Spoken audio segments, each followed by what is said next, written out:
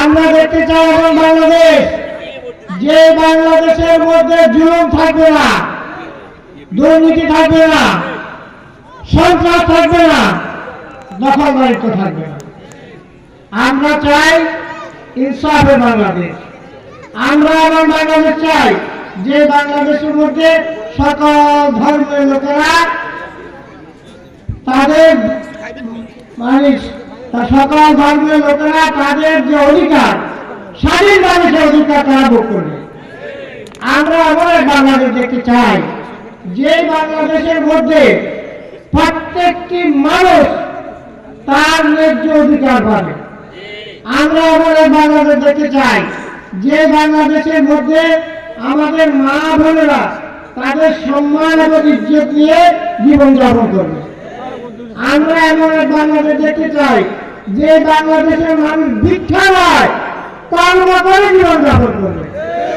আচ্ছা, ভিক্ষা করা ভালো না কাজ করা ভালো? আমরা কোনটা চাই?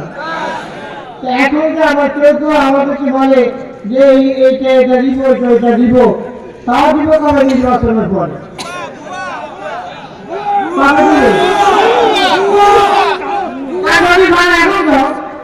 নির্বাচনের পরে কেন? আন্দোলন তো এবারে বলছিল 10 তারিখের খাওয়াইছিল, প্রতি ঘরে একজনকে চাকরি দিছিল। এই কথা জাতির সাথে আগ্রহ করবেন না। জাতি প্রতারিত হতে এখন সঠিক পথ পেয়েছে। এখন জাতির একমাত্র বর্ষাস্থল হল বাংলাদেশ জামায়াত ইসলামী।